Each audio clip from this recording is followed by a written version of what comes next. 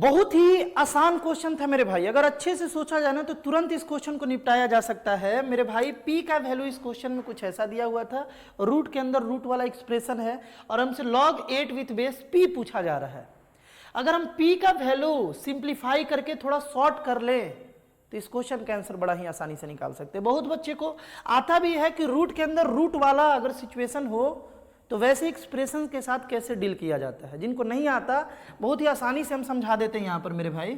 p कुछ ऐसा दिया हुआ है ना, जब भी रूट के अंदर रूट आ जाए, देखो रूट के अंदर रूट आ गया मेरे भाई, तो वैसे केस में ना रूट के अंदर वाले क्वांटिटी को, मतलब इसका हम बात कर रहे हैं और इसका बात कर रहे हैं, इसे a प्लस बी का होल स्क्वायर या a माइनस बी का होल स्क्वायर बनाने का कोशिश करना चाहिए और बन जाता है बड़ा आसानी से।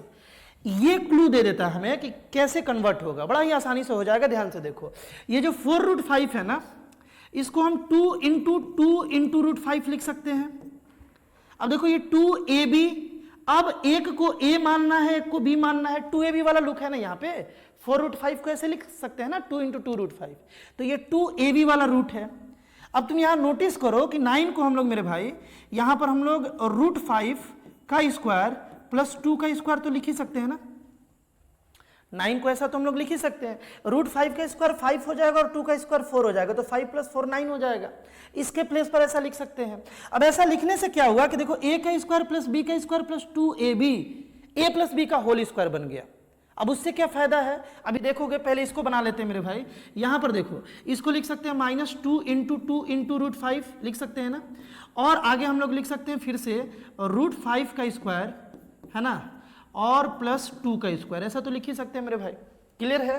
अब देखो p = अपने पास क्या आ गया, रूट के अंदर रूट, और यहां पर a प्लस बी का होल स्क्वायर का यह पूरा का पूरा फॉर्मूला है, तो इसको हम लोग लिख सकते हैं मेरे भाई √5 + 2 का होल स्क्वायर, और यहां पर हम लोग लिख सकते हैं √5 है ना -2 का होल स्क्वायर लिख सकते हैं ना। यहां तक तो क्यों के होगा। अब इससे फायदा यह हुआ कि ये जो स्क्वायर है जब बाहर आएगा तो एक रूट को हम लोग सक्सेसफुली रिमूव कर पाएंगे। जैसे यहां पर देखो, इस फैक्टर का स्क्वायर है, रूट को हटा करके हम लोग यहां पर रूट को हटा सकते हैं और इस स्क्वायर को भी हटाना पड़ेगा, तो कुछ ऐसा डेटा अपने पास मिलेगा।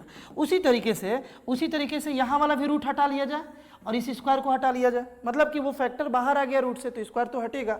अब यहां पर ओपन किया जाए, देखो इसको ओपन करोगे तो ये तो -√5 बन जाएगा, लेकिन ये जो है ये +2 बन जाएगा, तो √5 और -√5 कैंसिल हो गया, 2 + 2 मेरे भाई 4 आया, तो p का वैल्यू जो है वो √4 यानी कि 2 आ गया। अब जब p का वैल्यू 2 आ गया तो यहां पर मेरे भाई log 2 है बेस में, क्योंकि p था, और यहां पर 8 है, तो इसका वैल्यू तुम जानते हो ना, इसका वैल्यू 3 आ जाएगा, यानी कि ऑप्शन नंबर बी जो था वो इसका राइट आंसर था।